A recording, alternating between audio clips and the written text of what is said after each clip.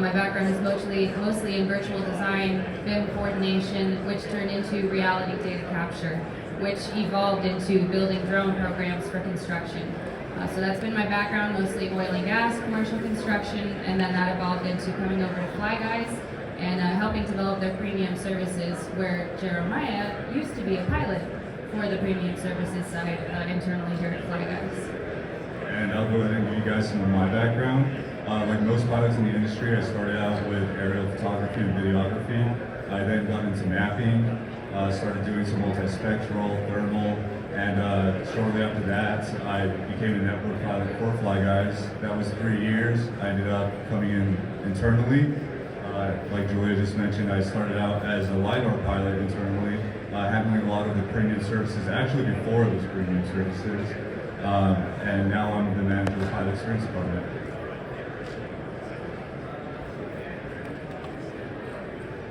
So, what I notice in the industry a lot is that pilots invest in equipment, they invest in software, and they invest in trainings, and at times they can still find it hard to break into the industry, and they can at times find themselves asking, what's next? And it can be difficult. And one of the things I would recommend next is to work with DSPs. We're FlyGuys and we're a DSP. We're one of the leading online marketplaces, especially specializing in reality data capture. We're a two-sided marketplace. On one side of the market, we have our clients, our data seekers, that's what we like to refer to them as. And on the other side of the two-sided marketplace, we have our pilots, our data providers. So we assess the needs of our clients, our customers, and we assign a pilot that is in our portal with the capabilities that's within the area, and we provide them the job. They fly the job, they deliver the data, we QC it, and they get paid out. The intent there is to stay on the bleeding edge. You know, as premium services, we help assist with our network pilots. So being a hub of training and understanding, you know, this is a really open industry, and the more open that we all are, the more that we're going to learn together. So, you know, we don't believe really in keeping things close to the chest or keeping it a secret. We openly want to share. That's also why we recommend that you sign up for multiple drone service providers like us and other people like us. You know, it's not exclusive. We want you guys to build your industries and build your own networks as pilots, and we want to support that in any way possible, even if it's not always through FlyGuys, if it's through other organic means or through other drone service providers. Absolutely, yep. So what are some of the benefits of working with a DSP? In this case, a DSP like FlyGuys. Number one, it allows new pilots to gain in-field experience. Again, breaking through to the industry can be tough, and gaining real in-field experience can be tough. But by working with a DSP, you have more of an opportunity to gain that in-field experience. And not only that, but receive more diverse projects.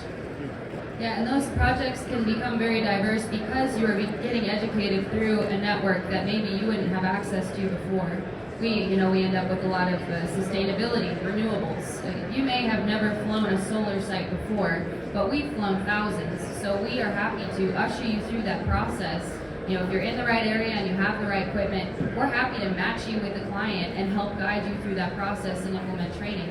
Again, like I said, you know, it's open forum here. We want to share what we know. We want to share the themes and the things that we see going on and the best practices, because at the end of the day, it's all about the data. We care so much about the quality of that data and convincing that end client that that data is good, that we're willing to open the book and share it with all of our pilots, because we want us all to be on the same level of competency and experience across many different industries. Yeah, that's actually the topic number 2, is to become familiar with diverse projects across many different industries. And speaking as, you know, a network pilot, someone who was a network pilot before coming on internally, one example I can give you guys, and this is my experience, is I purchased an XT2 at the time, and I wanted to use it for irrigation monitoring in agriculture. And it wasn't until I signed up in FlyGuys that I had the opportunity to utilize that sensor, that XT2, for solar inspection and roof inspection. So had I not signed up for FlyGuys or a DSP, I wouldn't have had those opportunities, or maybe not even have been able to break through into those industries to have those opportunities, which at that time increased my cash flow tremendously. And number 3, receiving instructions and guidelines for each project. You know, we're here to guide everyone through the process. If we have this pipeline of clients and they're conversing with us and we're setting everything up for them, we're communicating with them and know what their needs are and what their bottom line is. So us being able to communicate to them on what they actually want, and on the flip side, be able to communicate that and give parameters to you on the front end to say, look, we know that they need 2 centimeter GSD, and we know that they want to use this for CAD or Topo or whatever it is. So because of the use case of that deliverable, we can in turn say, okay, our pilot has an M3E. I can give you an altitude, an overlap, a speed, whatever you need, RTK, so that you are set up for success. And we can give you those parameters that you, again, can take in turn and say, okay, I know that I flew this with FlyGuys, and this was 2 centimeters, and they validated my data. I'm going to go ahead and make this my standard for all future projects. So it gives you rules of thumb on that experience that's coming from experience that we're getting from everybody else in the network. We have a lot of data points that we want to collect and share with you all openly. So the purpose isn't just to have pilots be successful at FlyGuys, but to take that information and be successful in their career in general. I mean, this isn't a zero-sum game. There's a lot of work out there for everybody. There's so much data to be collected. The world is changing every second of every day. So there's no reason for us to hoard or hog any of the data. We openly want you guys to find those locations and find those opportunities within yourselves, and we support that and want to help you find those. Definitely. So number 4 is FlyGuys handles much of the administrative work. Sometimes, not sometimes, but like some of us, we just want to be out there and we want to pilot. We want to fly a drone. We got into the industry because we want to be outside and we want to fly. We want to capture data, and dealing with the administrative work can take a lot of that time. The billing, the insurance, dealing with clients, or even marketing us.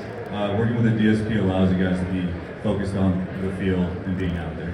Yeah, it also provides protections because we're writing that contract to protect all of us. We're negotiating with the client. My background was big corporate oil and gas, so my entire background was reading specs and contracts and requirements.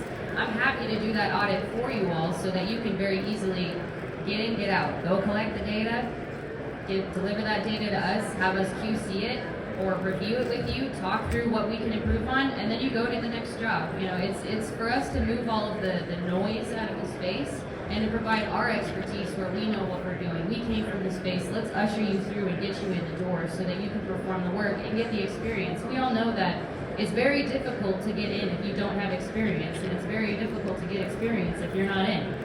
So we're here to help you get the foot in the door, to get a little bit of experience so that you have that flight hours, you have your pilot's log, you have something on your resume to say that you got your foot in the door, and then you can open up your own business.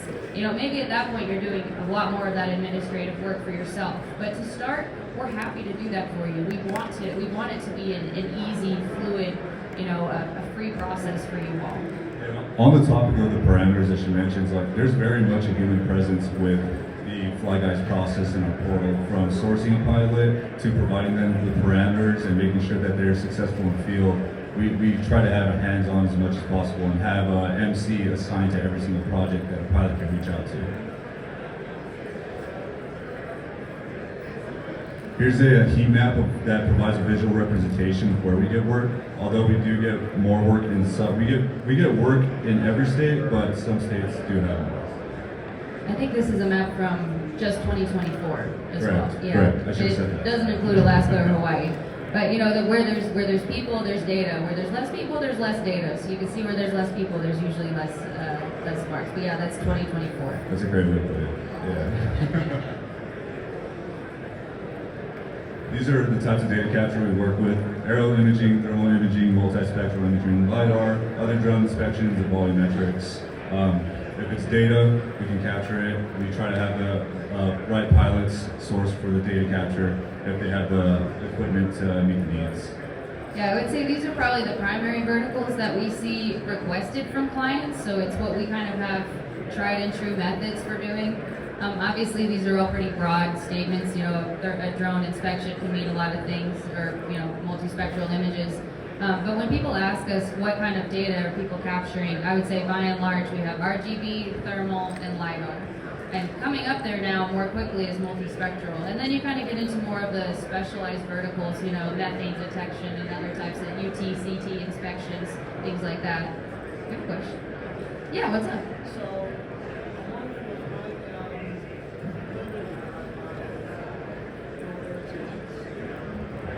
Here's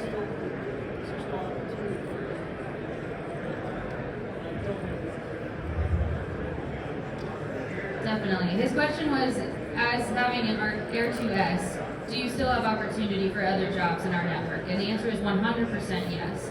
We have a lot of jobs that come through that are just pictures, just videos. You know, you may go to a daycare center that's just opening up. They want a picture in each corner. They want a nice little video, and they're going to do it for a school bond or something like that. So there's lots of other opportunities. I would say that the primary opportunity where you're going to make a little bit more bang for your buck would be if you can map.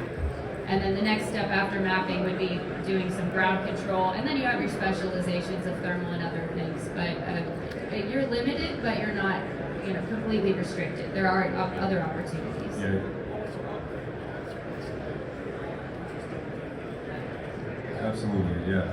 We actually might cover a similar topic to what you're asking now, and yeah. What's next?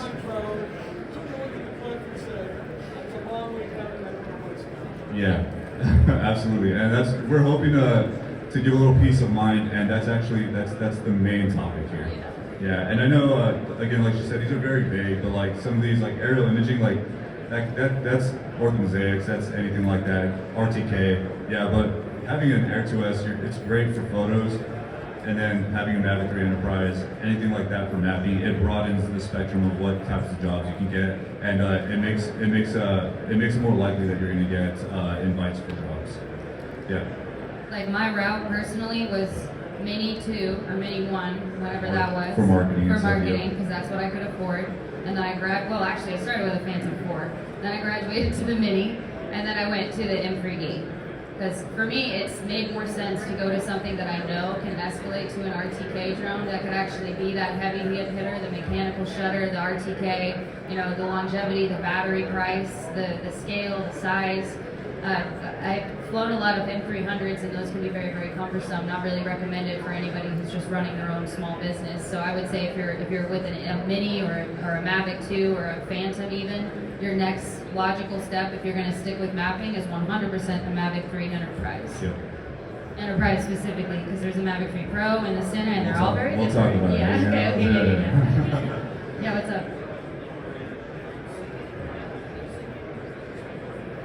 Hyperspectral, not so much. I haven't seen. Yeah, I haven't. Yeah. I can't think of any off the top of my head, to be honest.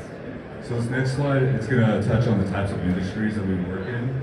And although these industries are all pretty diverse, a lot of them use the same types of data capture, but understanding the type of industry that you want to work with is vital. So if you're breaking into the industry, or maybe you're even trying to pivot during your career, it's important to ask yourself, what type of industry do I want to break in through, and which type of data captures do they utilize? Because that's going to help you set up your path.